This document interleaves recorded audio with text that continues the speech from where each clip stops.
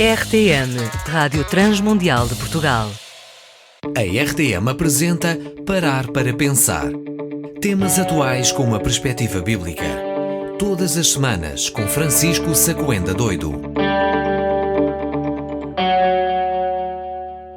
Amigo ouvinte, responda para mim esta pergunta. Você seria capaz de defender seu rosto sem fechar os olhos?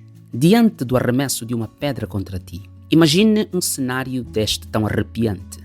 Você está andando na calçada da sua cidade e de repente um homem demente ou um criminoso anuncia um assalto e ameaça jogar uma pedra contra o teu rosto. A pergunta é, você seria capaz de se defender sem, no entanto, fechar os olhos? Meu irmão, fique tranquilo, eu não estou fazendo nenhum apelo a nenhuma forma de violência. Eu estou te convidando a uma viagem de fé e contemplação. Estamos em Jerusalém dos anos 33 depois de Cristo.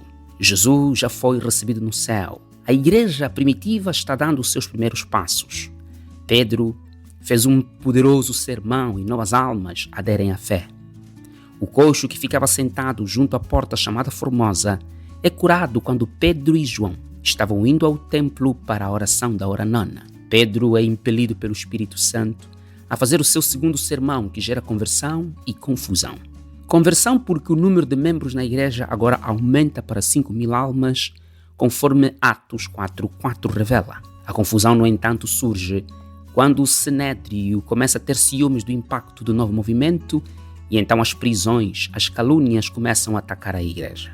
Agora, a igreja vive entre pregar, orar, ser perseguida e viver momentos de grandes manifestações de Deus.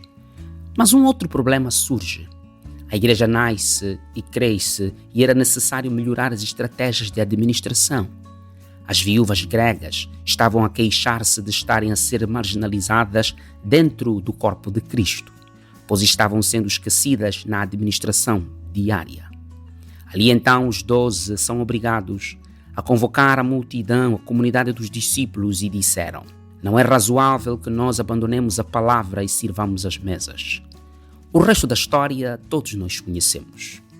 Ali então são eleitos 7 diáconos, dentre os quais se destacou Estevão, o homem que recebeu pedras no rosto sem fechar os olhos e sem desmoronar o coração.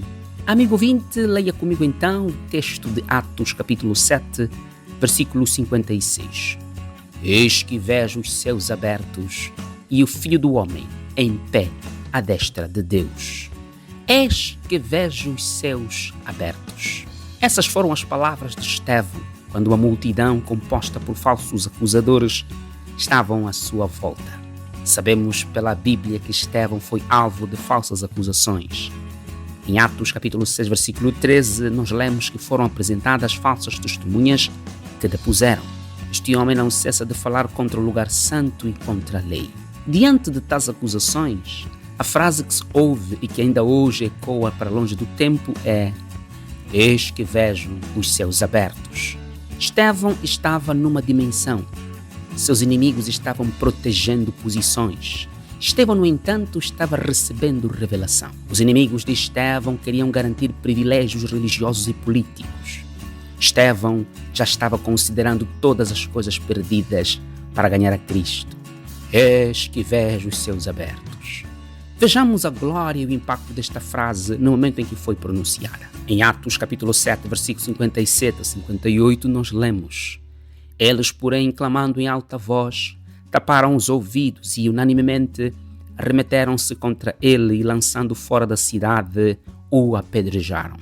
Aqui vemos um homem sendo apedrejado e que, no entanto, continua com os olhos e com a alma e seu coração fitos no céu e ainda ser capaz de continuar afirmando: eis que vejo os céus abertos, eis que vejo os céus abertos. A visão dos céus abertos, contemplada em contexto de apedrejamento, forma um cenário dramático. Imaginar alguém morrendo lentamente a cada pedra que é lançada sobre ele é uma morte repleta de crueldade.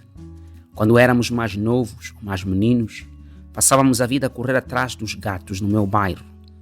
E quando encontrávamos um deles, então pegávamos em pedras e começávamos a jogar sobre o gato.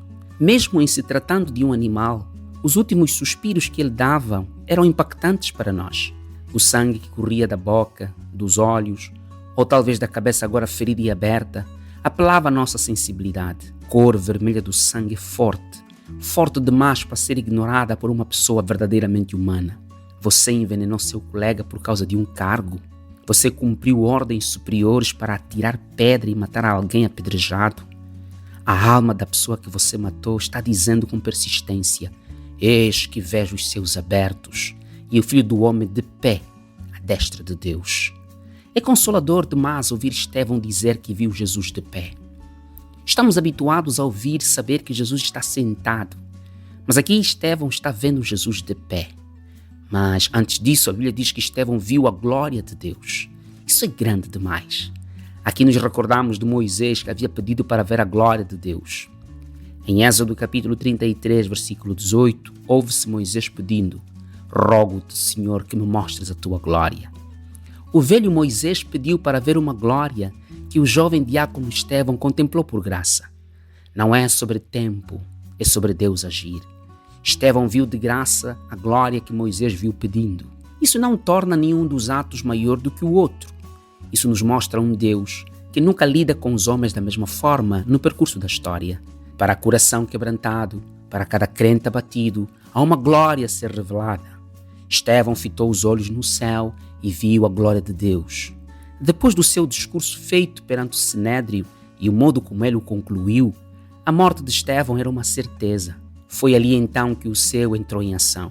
Estevão seria então o primeiro mártir da igreja e Jesus é visto de pé à direita de Deus. Sim, Jesus se levantou e eu quero crer que os anjos começaram a cantar e a preparar a chegada da alma de Estevão no lar celestial. Estevão tem uma dupla dimensão naquilo que vê. Ele vê a glória de Deus e o Filho de Deus, a glória do Pai e a graça do Pai. Estavam ali todas elas prontas para o receber. Diante de tudo isso, eu creio que as pedras no corpo de Estevão para nada valeram. Meu irmão, que já fez muito mal às pessoas, saiba que tudo isso para nada valeu. Lutaste tanto para ficar com o carro, lutaste tanto para ficar com o marido, com esta mulher ou com esta namorada. E agora, o que mudou?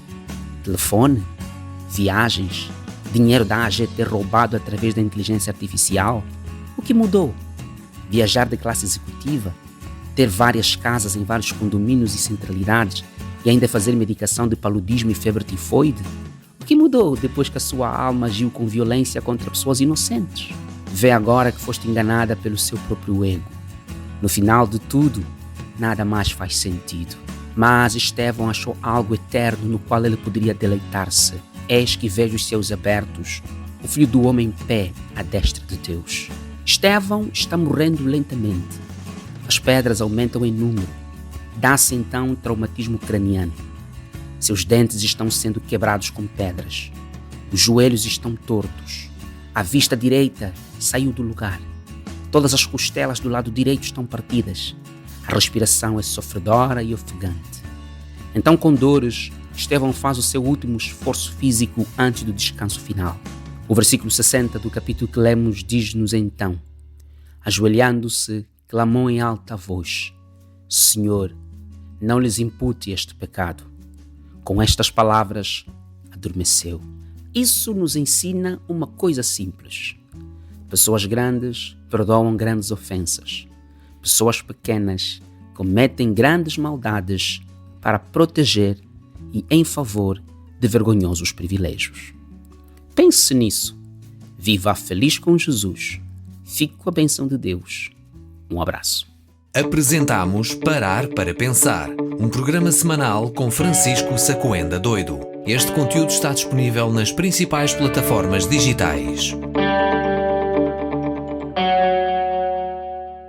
RTM. Conhece todos os nossos programas em rtmportugal.org. Uma produção da Rádio Transmundial de Portugal.